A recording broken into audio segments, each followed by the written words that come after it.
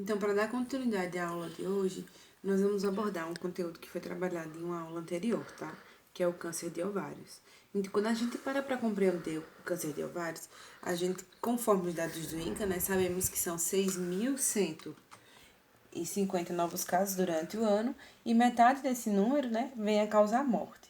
Então, por não manifestar sinais e sintomas específicos, né, na fase inicial, o diagnóstico ele se torna mais difícil e deixa esse tipo de câncer caracterizado como um tipo mais letal, né, que o câncer de colo do útero. Então, lembrando que a maioria dos tumores que são encontrados no ovário, eles são malignos. E a idade, acima de 50 anos, fatores genéticos, fatores hormonais, fatores ambientais, eles vão estar ligados diretamente como fatores de risco, né, relacionados a esse tipo de câncer. Lembrando que 90% dos casos, né, desse câncer tem um desconhecimento em relação ao fator de risco. Os sintomas eles vão variar, desde uma constipação intestinal ou diarreia, né, até dores difusas. Pode existir uma massa que a gente consegue palpar, né, a massa abdominal palpável. Vai ter um aumento do volume abdominal. E à medida que o tumor ele vai crescendo, ele vai comprimindo realmente outros órgãos e estruturas e fazendo com que esses sinais eles fiquem mais aparentes e persistentes, tá?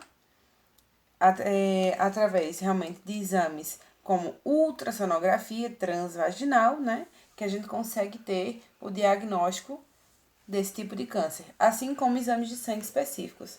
Então, pode existir a necessidade de uma biópsia ou não, né? Que ela vai ser feita por via laparoscopia, né? Ou de via realmente por laparotomia, para poder realmente ter o melhor visualização desse tipo de câncer. Então, o tratamento ele vai variar desde a fase em que ele foi detectado, certo? Em que as condições que ele está, né? Se o tumor é recorrente, né? Se é inicial, o tipo histológico do tumor, certo? E as idades e as condições do paciente também vão fazer com que o tratamento ele varie. Lembrando que se a doença for detectada no início, certo? Principalmente nas mulheres mais jovens, é possível remover somente o ovário que foi afetado e não fazer realmente a esterectomia toda, tá? Então, vai ser oferecido radioterapia, quimioterapia e cirurgia realmente para esse paciente. E como eu falei para vocês, vai depender, né? O tipo de tratamento escolhido vai depender realmente da condição do paciente. A partir disso, nós vamos para o câncer de pulmão, traqueia e brônquios. E é importante a gente diferenciar, né? Primeiro a gente pergunta o que é, que câncer é esse? E a gente sabe que ele é um câncer mais comum, né, no mundo. E durante o ano são diagnosticados 1,7 mil, né, novos casos, conforme a OMS.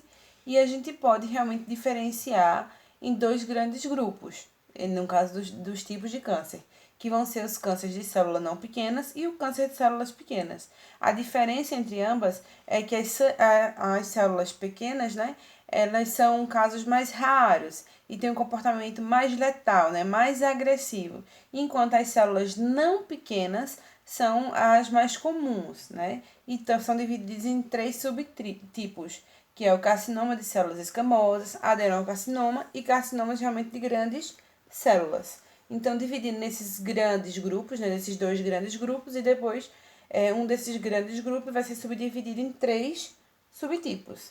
Então, vamos lá. Quando a gente para analisar a traqueia, é importante que a gente tenha uma breve revisão de anatomia para poder entender mais a localização realmente dos cânceres. Então, quando a gente olha a traqueia como um tubo realmente, que ele é oco, ele é formado por cartilagens, por músculos, né? Que está ali localizado entre laringe e os brônquios e tem a responsabilidade de conduzir o ar do ambiente externo para dentro dos pulmões, certo? Então, esses tumores nessa localização, eles são raros, podem possuir natureza benigna ou maligna, né? Primário ou secundário, e a gente pode realmente encontrar comuns, né? O carcinoma mucoepidermoide e o carcinoma realmente de células escamosas. Já nos casos secundários, nós temos realmente os casos de metástases, certo? Invasão direta de tumores próximos à traqueia, principalmente o pulmão e esôfago. Aí, como eu falei para vocês, a gente subdivide, né, entre primário e secundário nesse tipo de câncer. Lembrando que primário vai ser o carcinoma mucoepidermoide e carcinoma de células escamosas. Na secundário, já é metástase e invasão realmente direta de tumores próximo da traqueia. É importante a gente fazer essa divisão para entender melhor como ele está se manifestando. O principal fator de risco realmente relacionado, né, é o tabagismo, em cerca de 90% realmente. Então, a gente sabe que o risco de um fumante desenvolver um câncer de pulmão é 20 a 60 vezes maior que uma pessoa não fumante, certo? Mesmo que seja um fumante passivo, né? Um tabagista passivo. Então, o risco é no mínimo, assim, pelo menos, né, umas 3 vezes maior do que uma pessoa não exposta à fumaça de cigarro. Outra coisa também que a gente percebe é a faixa etária, né, que é de 60 a 70 anos, é mais frequente realmente esse comprometimento, certo? E outra coisa, quanto maior, voltando para a questão do cigarro, quanto maior o consumo de cigarro, quanto maior a exposição ao cigarro, maior vai ser o risco de desenvolver a doença, certo? Aí a gente analisa, né, que atualmente o câncer de pulmão ele compromete as mulheres, né, quase na mesma proporção que os homens, porque a gente não consegue ver uma diferença realmente de sexo, né, para essa questão de acometimento.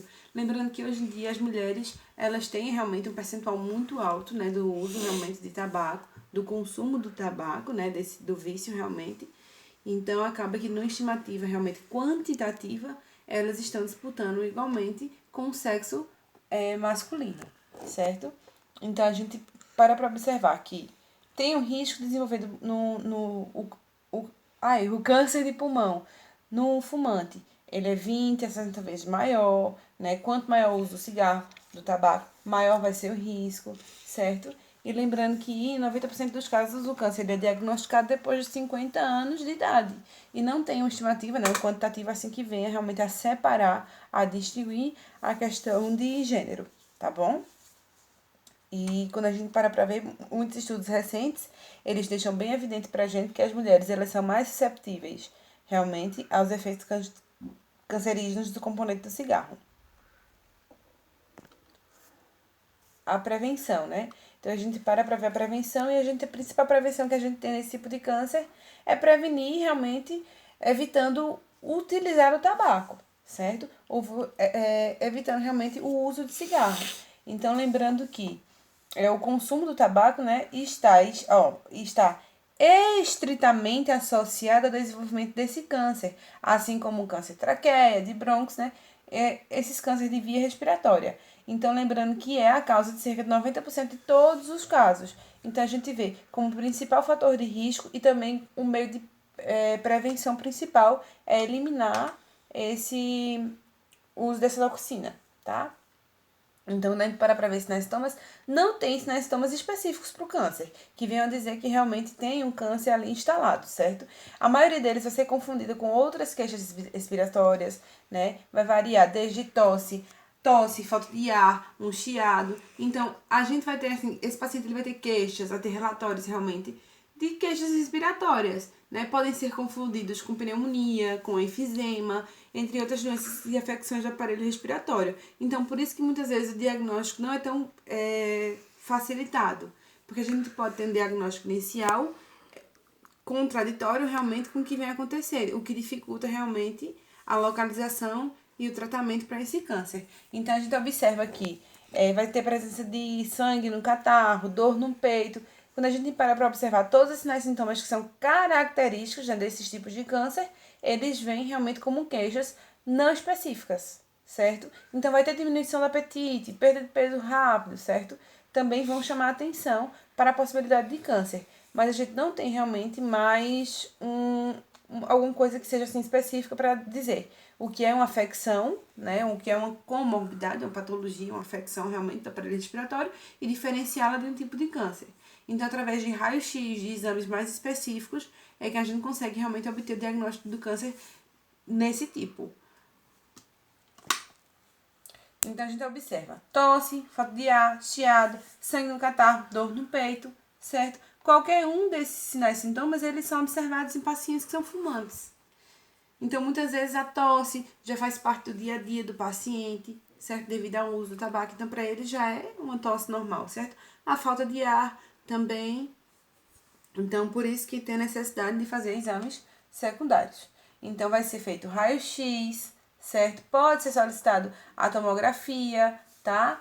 De tórax. Vai ser utilizado realmente biópsia por broncoscopia, certo? Então, todos esses exames, eles podem ser solicitados para que o diagnóstico desse tipo de câncer, ele seja mais preciso e específico, certo?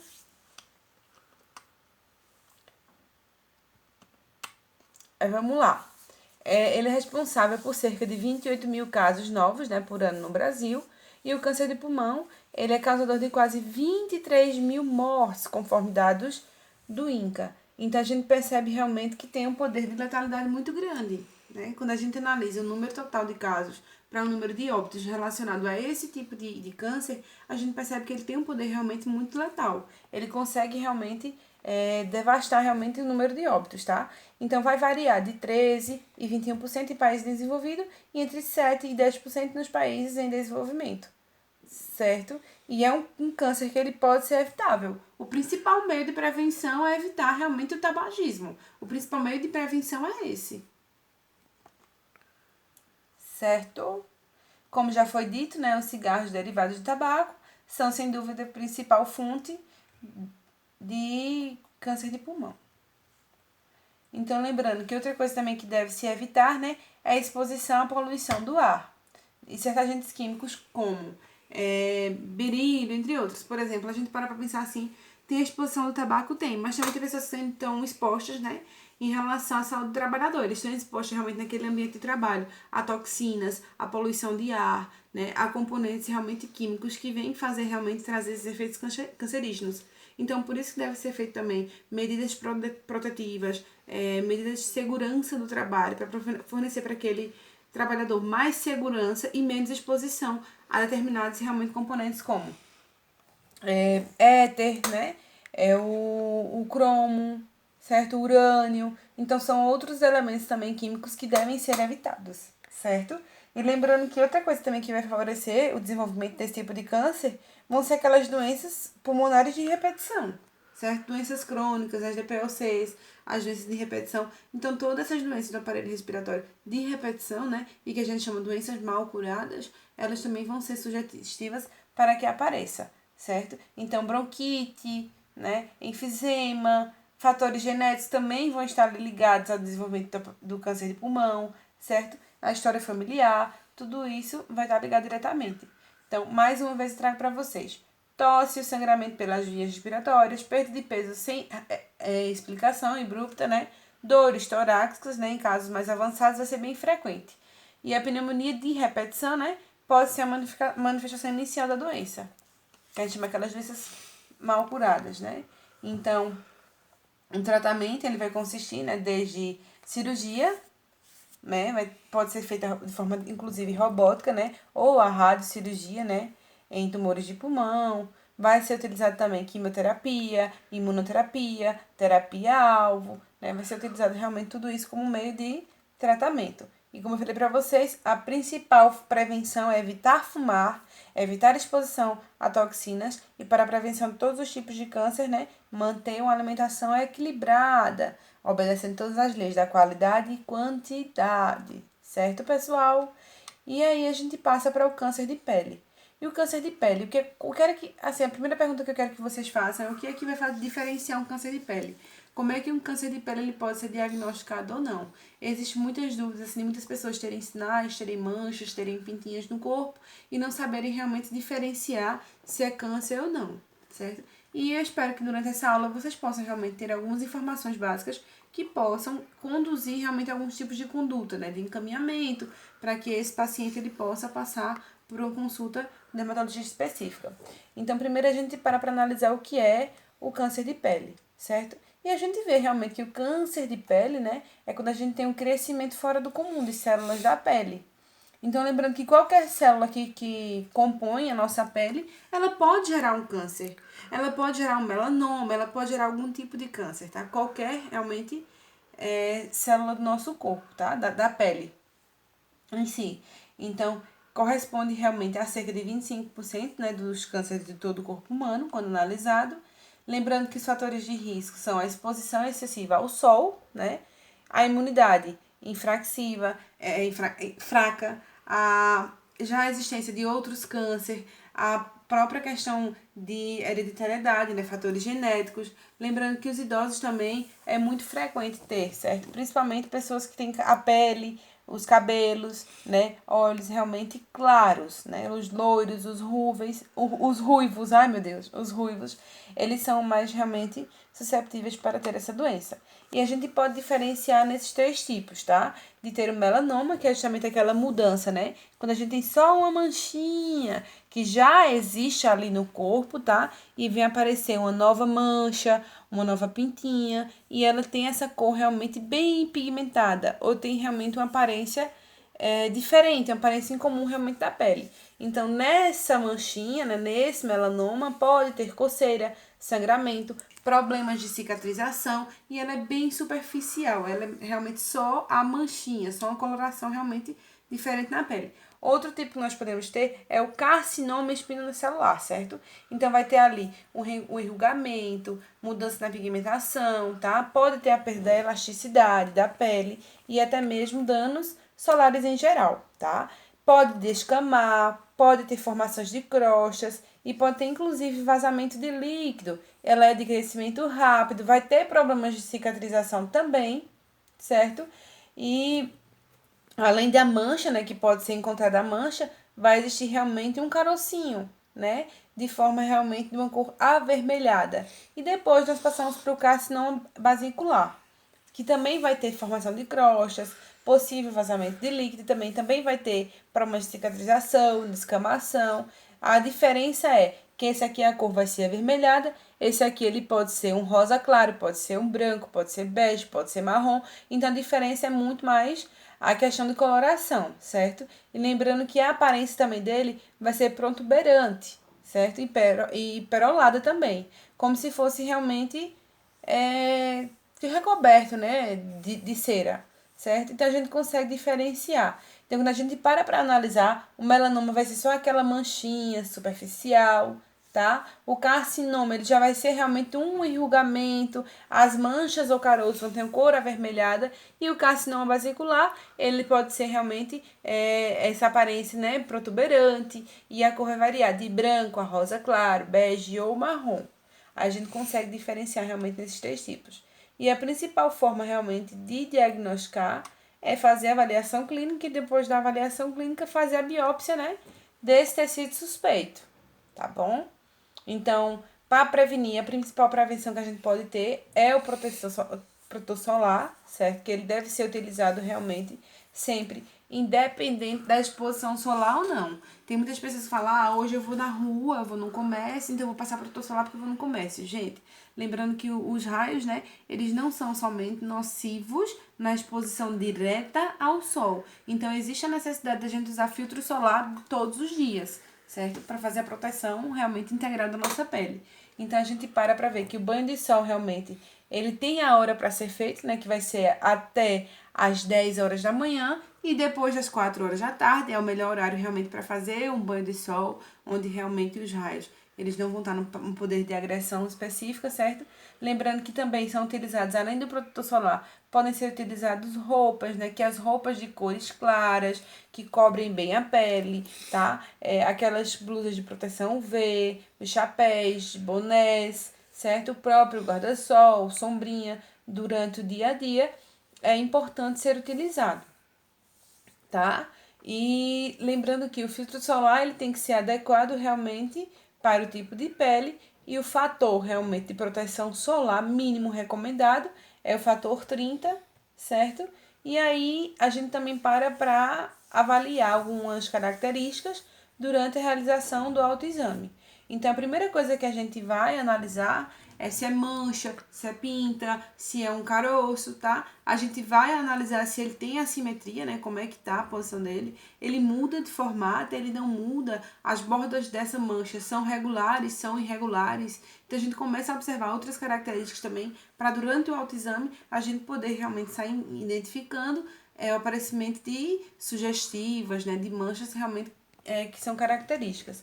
Então, a gente vê a simetria, se tem bordas irregulares, vê se a aparência muda com o tempo, né? Se muda de formato com o tempo, se essa mancha, essa pinta, ela tem duas cores, por exemplo. A gente percebe que tem umas manchinhas que são marrons. Mas tem outras manchinhas que elas são marrom com umas características, umas coisinhas pretas, tá? Então é importante a gente ver a coloração e também ver o tamanho. Lembrando que tem que ser maior que 6 milímetros, certo? Então são características específicas que a gente tem que analisar. Nós vamos para os mitos e verdades. Então, quando a gente para ver os mitos, né? O principal mito que eu gosto de falar, principalmente para as meninas, é a questão da maquiagem. Que a maquiagem, ela funciona como filtro solar. Não, maquiagem não funciona, tá? Existem algumas maquiagens que, além da maquiagem, vem dizendo sua composição, que tem o filtro solar. Aí sim, essas têm o filtro solar, mas mesmo assim, ainda é recomendado que seja passado o protetor solar para depois passar a maquiagem. Conseguem entender, meninas? Certo? Então, outro mito também é que para funcionar é necessário que o filtro solar seja aplicado meia hora antes da exposição solar. E a maioria dos filtros solares, eles já começam a agir a partir do momento que você colocou. Você passou ele, a maioria deles, tá, gente? Lembra da maioria deles? A partir do momento que você já passou na pele, ele já começa a agir. Então, é um mito dizer que ele vai precisar realmente de meia hora antes para poder realmente estar exposto ao sol, certo? Outra característica também que a gente para observar é que se você já se expôs muito ao sol na infância e na adolescência, já era. E, gente, é estimado que até 40% dos danos solares ocorrem realmente até 18 anos de idade. Mas isso significa que mesmo depois desse período, é necessário se proteger do sol para reduzir realmente o risco, né, de aparecimento realmente de algum tipo de câncer. Então, nunca é tarde para começar a se proteger, porque muitas vezes a juventude, quando a gente tem jovem, a gente não tem paciência. Não tem paciência. Mas eu sou jovem, não tem importância, né? Porque para perguntar, quantos de vocês aí em casa passam um protetor solar diariamente? Certo? Mas hoje está um dia nublado, hoje está um dia chuvoso, não tem necessidade de protetor solar. Gente, tem necessidade de protetor solar sim, tá? Porque não é você estar no sol forte, não é a exposição que você está numa praia. Não, a praia vai causar insolação, pode causar queimaduras de primeiro grau, né, queimaduras solares, podem realmente agravar essa condição. Mas no dia a dia, independente de ser um dia chuvoso, um dia nublado, um dia ensolarado, tem-se a necessidade de usar o filtro solar para proteger realmente dos raios que estão durante o dia, certo? Então, como eu já falei para vocês, em dias nublados não é presente filtro solar? É sim, gente. Porque a radiação infravermelha, né, em dias nublados, os raios ultravioletas, eles conseguem ultrapassar essas nuvens, né, e atingir. Outro mito também é que o fator de proteção solar vale para qualquer tipo de raio ultravioleta. E a gente sabe que não, que deve existir realmente uma proteção, né, em relação à proporção, certo? E que filtro acima de 15%, né, de proteção é desperdício. Então, quando a gente tem um filtro acima de 15%, né, de fator de proteção solar, é desperdício? Não é. Quando a gente para observar, a gente percebe que o filtro 15, ele filtra 93% da radiação. O filtro 30, ele filtra 97%, 50%, 98%. Então, isso quer dizer que quanto maior realmente o valor do filtro solar, né, 15, 30, 50, 60, 70, né, que agora nós temos até de 70 também.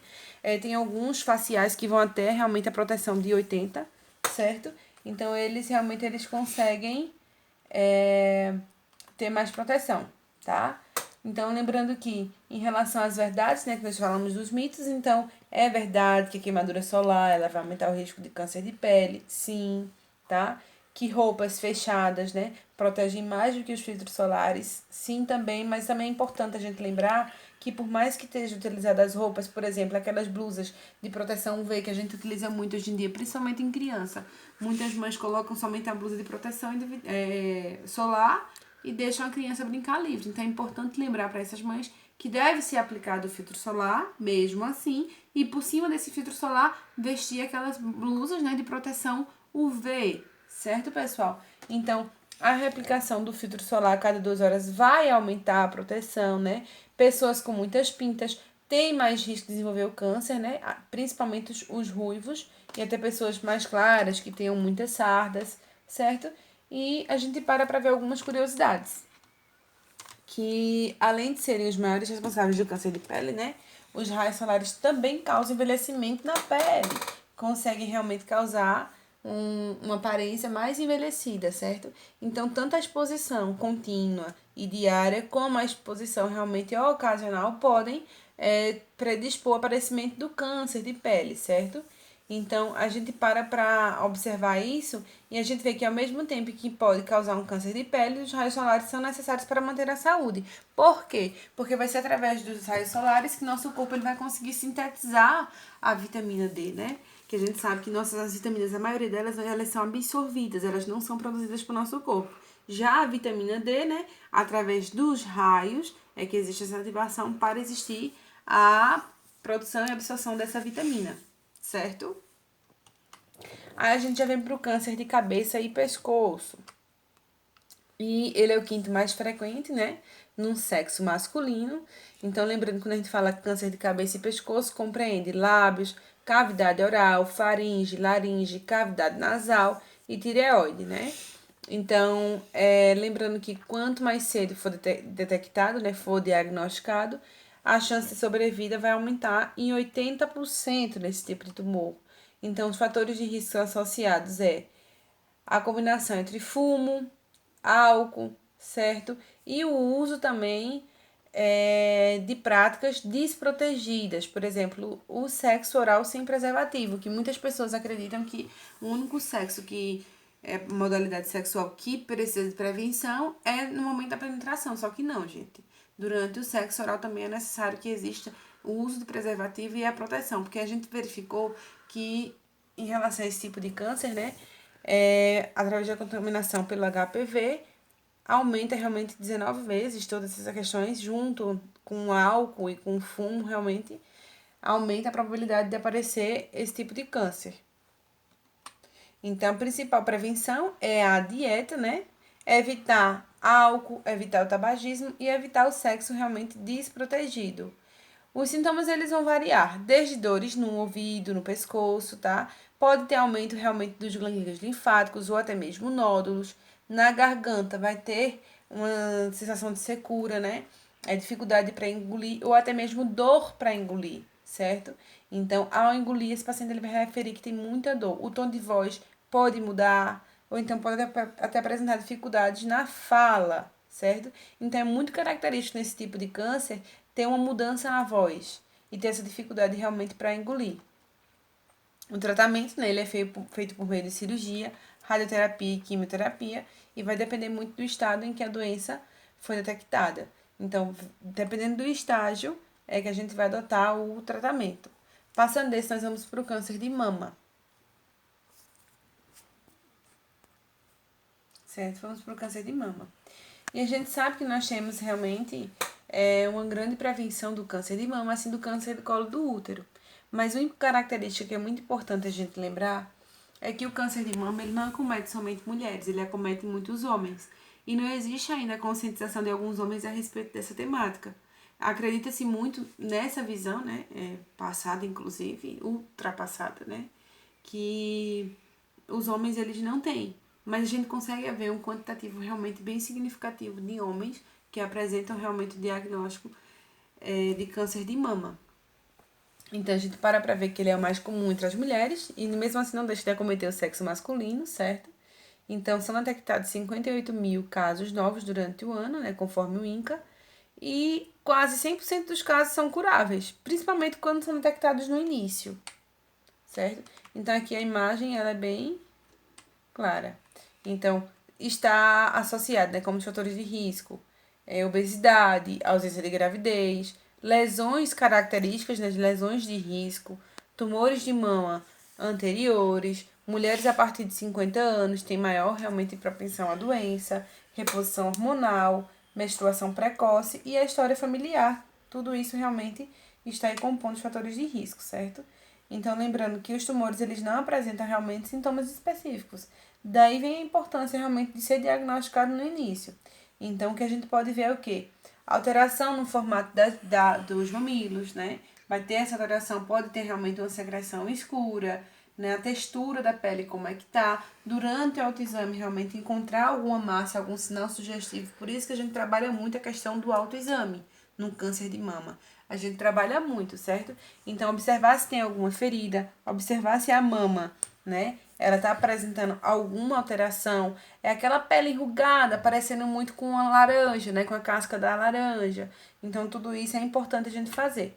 Então, o diagnóstico, né, o melhor diagnóstico que a gente pode dar realmente para a paciente é orientar que seja feito autoexame. Autoexame no momento do banho, durante o banho, realmente o paciente pode estar fazendo esse autoexame. Durante o banho, o paciente vai estar analisando essas mamas, até mesmo no dia a dia, na frente do espelho. Então, a gente tem que praticar realmente a educação em saúde para conscientizar a nossa população que eles devem fazer o autoexame em casa.